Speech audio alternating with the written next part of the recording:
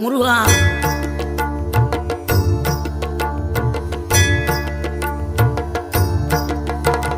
ஆறுபடை வீடும் அருள் வழங்கும் முருகா, அருகே நீ ஓடோடிவா. மூவிரண்டு முகம் சொலிக்க ஆறிரண்டு கரங்களுடன் ஆதரவு தர ஓடிவா. ஆறுபடை வீடும் அருள் வழங்கும் முருகா, அருகே நீ ஓடோடிவா.